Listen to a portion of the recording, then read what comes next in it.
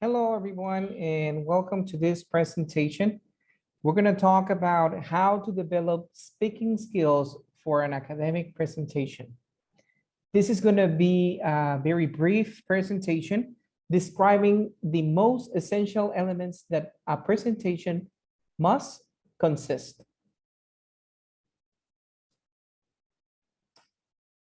Let's begin by explaining why is it important. There are many elements and aspects that should be considered when we are doing a presentation. In this case, we are trying to express ourselves. We have an idea, a message, an argument, and it must be considered to be efficient, clear, precise, understandable, and that engage the audience. So we need to express ourselves properly to do so. Besides, we need to convey the meaning. We have an understanding about many situations, aspects, topics, themes that they have to build a significance between the speaker and the audience. In this case, we are creating a dialogue and a mutual understanding for a message to be transmitted. So that's why we're talking about conveying a meaning, to build a significance between the speaker and the audience. Besides, we are developing our abilities to describe, to inform, to persuade, and entertain an audience. These kind of abilities are born with the practice, the experience of being an oral speaker. Besides, we are informing a situation, we are persuading about a phenomenon, we are persuading about an event, we are giving our point of view about a topic in a specific. So we are trying to establish some kind of boundaries and over exceed some limits so we can engage to our audience. And besides, we can entertain. We can explain to people a significance, an academic article. If we are building a scenario where a discussion or debate may occur. So when we're talking about making an exposition or express ourselves, we need to have a planning. And for that, there are some important tips to consider. First of all, the theme. When we are investigating and we are researching, we are developing some kind of abilities through this process that we are facing when we are addressing an audience, we need to do it by a line of investigation or a theme. In this case, we are reducing other elements that may affect us or distract us at the same time, and this can focus our attention. Besides, we need to pick an audience. When we are giving our speech, we are informing or we are expressing ourselves, we need to know who the people are going to be receiving this information. What are their interests? Why are they there? Why they expect from us? What kind of information they already know about the theme. So this is a more specific information that we need to address to. So we need to make a point more clear or go deeper on the explanations. We need to handle a pretty understandable and manageable vocabulary. So that's why it isn't mentioned here. We are addressing to an audience that already have an understanding or prior knowledge about our topic or theme. So that's why we need to select the vocabulary that we're going to be facing. The structure of our speech, it needs to have an opening, then as a matter of invitation by introducing the theme, then a developing that goes more deeper with information, and we can combine, we can make a contrast, we can deduce, we can get to the point. And finally, the closure, when we are having our point clear, when we are establishing our position that needs to be debated or pointed out. And then we have to design our slides, okay? They have to be attractive, short, with not too much text that the audience can be confused about that. And they have to be pretty clear and precise. Before the presentation, we have another tips. In this case, we are suggested to practice to avoid any distractions or to measure our timing and to analyze the way we are addressing our speech and our sense of communication that we are fulfilling or expecting to have with our audience. They are suggesting us also to watch ourselves, that we must have a correct posturing, addressing to the audience in the eye in some cases, so we can have a visual contact with them.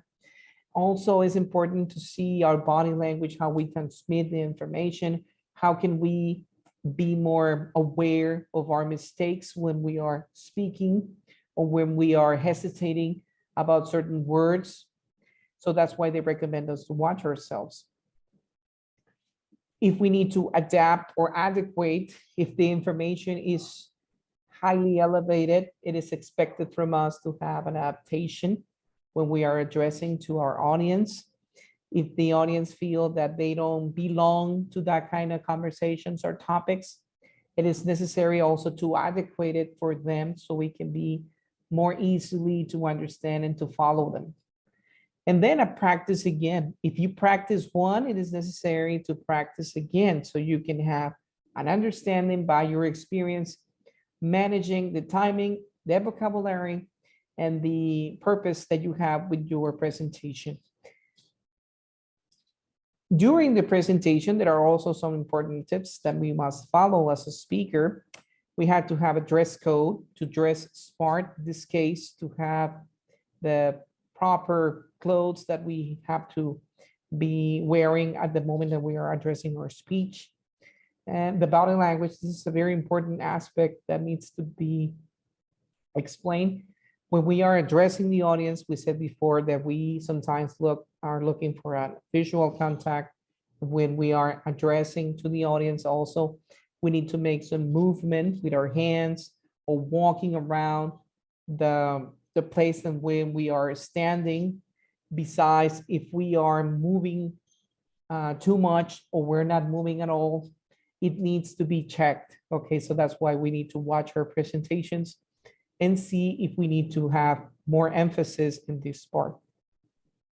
The voice, when we are speaking to a large audience, we need to see if our message has been transmitted with the proper volume, if our tone of voice is the adequate for the message.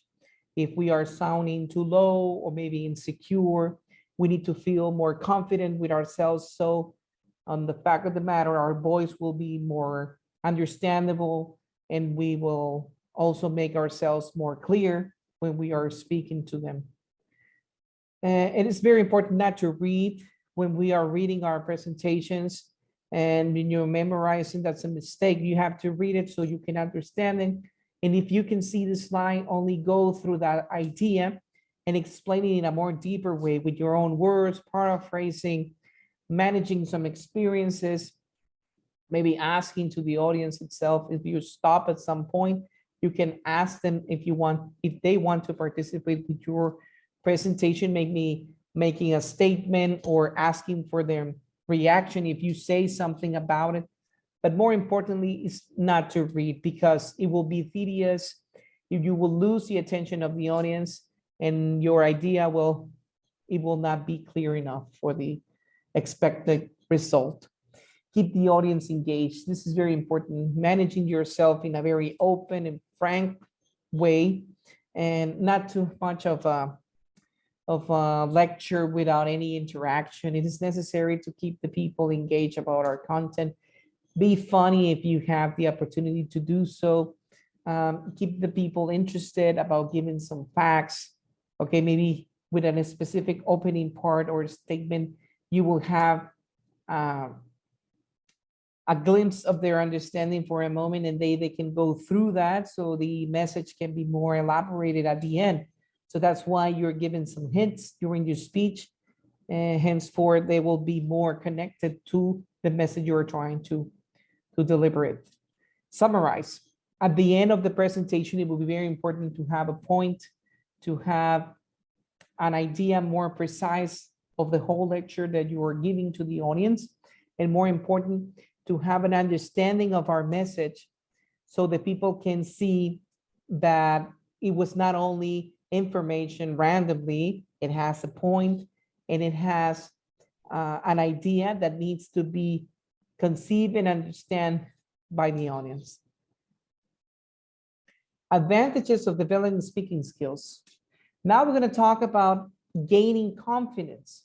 When we are making a presentation, at the beginning of our careers, or when we are a student, we understand that it will be hard at the first time. Okay, it is difficult to stand in front of a large audience and give your message as clear as possible can be.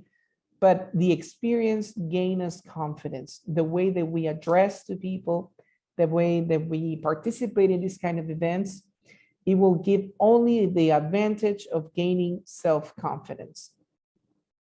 Then you will become eloquent. The way that you speak, the way that you manage your vocabulary, your information, the way you put the words, the way that you build the structure, the linguistic abilities that will be developed through this kind of experiences will come to part to be more eloquent when we are speaking. And then you will speak with better audibility. This means that you are now connected with the people and you are understanding their needs, you are observing their reactions, and other soft skills will come to part when we are performing this kind of practices.